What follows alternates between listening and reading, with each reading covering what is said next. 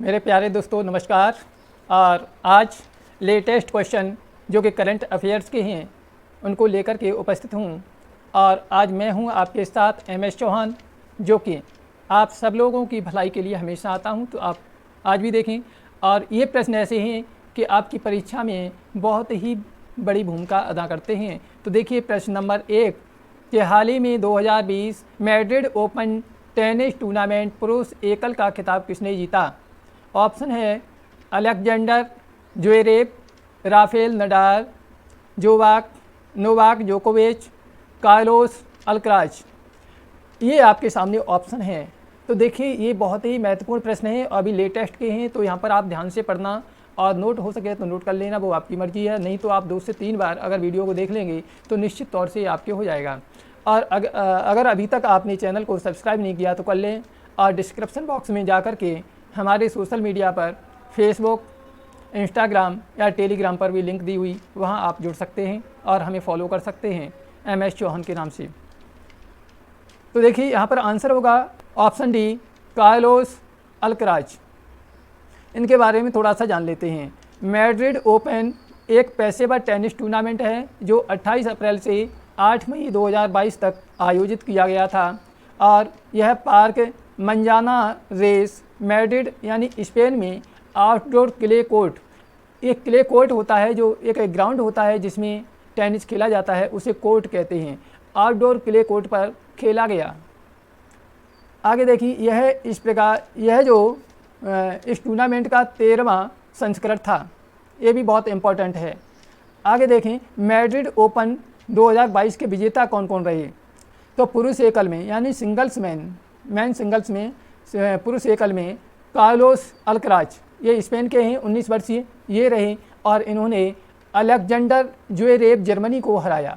Alexander Zverev Germany के हैं, इनको इन्होंने हराया। और इसके अलावा उन्होंने जो है नोवाक जोकोविच को इससे पहले हराया, और राफेल नडाल जो कि विश्व विजेता हैं, इनको भी इन्होंने इस टूर्नामेंट में हराया था।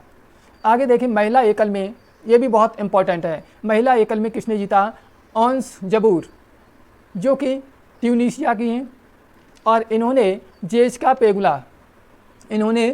पेगुला जो कि अमेरिका की हैं उनको हराया। जेसिका पेगुला जो कि अमेरिका की हैं इनको हराया। ये बहुत इंपॉर्टेंट प्रश्न यहाँ पर बनते हैं, ठीक है। पर जेसिका पेगुला को इन्होंने हराया जो कि अमेरिका की हैं। और ये जो है कार्लोस अल्काज, ये आप देख पा रहे हैं कार्लोस अल्काज, ये जो है स्पेन के हैं और इन्होंने अलेक्जेंडर को हराया, अलेक्जेंडर ज्वेरेव को। तो ये कुछ महत्वपूर्ण प्रश्न बनते हैं जो आप यहाँ पर देख पाएंगे। और महिला एकल्स में ऑन्स जबूर, ये बहुत इंपॉर्टेंट हैं। ये प्रश्न कई बार पूछे जाते हैं, इसके तरह के प्रश्न कई बार पूछे जाते हैं। ट्यूनीशिया की हैं, ठीक है, तो ये आपको ध्यान रखना है। आगे देख लेते हैं पुरुष युगल में यानी जोड़ी में। 2 तरह के होते हैं, पुरुष सिंगल और पुरुष युगल यानी जोड़ी में, और महिला सिंगल्स और महिला डबल्स, ठीक है, इनमें। तो पुरुष युगल में वेस्ले कूलहोफ ये नीदरलैंड के हैं, इन्होंने, और नील स्कूप्सकी ये यूनाइटेड किंगडम के, इन दोनों ने मिलकर के, और जुआन सेबेस्टियन कावाल, इसको 3 से 4 बार आप देख लेंगे, क्योंकि आपका नाम याद नहीं हो सकता। इन्हें 3 से 4 बार अगर आप देख लेंगे तो ये आप जैसे ही ऑप्शन में आएगा आप इसको टिक करके आ जाएंगे। और ये कोलंबिया के हैं, और रॉबर्ट फरा ये भी कोलंबिया के हैं, इन दोनों को हराया। देखिए ये हारने वाले हैं, ध्यान देना, ये वाले दोनों लोग जो है ये हारने वाले हैं, ठीक, ये हारने वाले हैं। और वेस्ले कूलहोफ और नील स्कूप्सकी ये दोनों लोग जीतने वाले हैं, तो ये भी ध्यान रखना है यहाँ पर। आगे देख लेते हैं महिला युगल्स में गैब्रिएला डाब्रोवस्की जो कनाडा की हैं, और जूलियाना ओलमोस जो मैक्सिको की हैं। इन दोनों ने मिलकर के देसीरा क्राब्जिक अमेरिका की हैं इनको, और डेमी शूर्स ये नीदरलैंड की हैं, इन दोनों को हराया। ध्यान देना, गैब्रिएला डाब्रोवस्की जो कनाडा की हैं और जूलियाना ओलमोस जो मैक्सिको की हैं, इन दोनों ने मिलकर के, और देसीरा क्राब्जिक अमेरिका की और डेसी सूर्स नीदरलैंड की, इनको हराया। तो ये आप यहाँ पर ध्यान देना है, बहुत महत्वपूर्ण प्रश्न यहाँ पर है। आगे देख लेते हैं। अगला प्रश्न है कि छोटे व्यवसायों का समर्थन करने के लिए किस सोशल मीडिया प्लेटफॉर्म ने SMB साथी उत्सव लॉन्च किया? छोटे व्यवसायों का समर्थन करने के लिए किस सोशल मीडिया प्लेटफॉर्म ने SMB, बहुत देखिए इम्पोर्टेंट प्रश्न है, SMB साथी उत्सव एक लॉन्च किया है? तो इसको ऑप्शन देख लेते हैं। फेसबुक ने, इंस्टाग्राम ने, व्हाट्सएप ने या टेलीग्राम ने? तो यहाँ आंसर आपका होगा व्हाट्सएप ने। किसने? व्हाट्सएप ने। ये व्हाट्सएप ने किया है, ठीक है। अब इसके बारे में समझ लें। व्हाट्सएप इंडिया ने SMB साथी उत्सव नामक एक पहल की घोषणा की है, जिसका उद्देश्य है छोटे व्यवसायों को व्हाट्सएप बिजनेस ऐप जैसे डिजिटल माध्यमों को अपनाने में मदद करना है। डिजिटल माध्यमों को अपनाने में मदद करना है, ये बहुत ही इम्पोर्टेंट है। SMB साथी उत्सव की शुरुआत जयपुर में एक पायलट प्रोजेक्ट के साथ हुई, जहां 500 से अधिक छोटे व्यवसायों को अपनाकर, है ना, व्यवसाय ऑनलाइन चलाने के लिए प्रशिक्षित किया जा रहा है। ये काम भी चल रहा है, ठीक है। तो आप यहाँ पर भी समझ सकते हैं। आगे देखिए, यह पहल जोश टॉक्स के संयोग से शुरू की गई। किसके? जोश टॉक्स, बहुत इंपॉर्टेंट है। ये पहल किसके शुरू की गई? जोश टॉक्स के संयोग से शुरू की गई। अगला प्रश्न देख लेते हैं कि हाल ही में मेटावर्स में अपना कार्यालय स्थान रखने वाला दुनिया का पहला मान्यता निकाय कौन सा है? Very very important.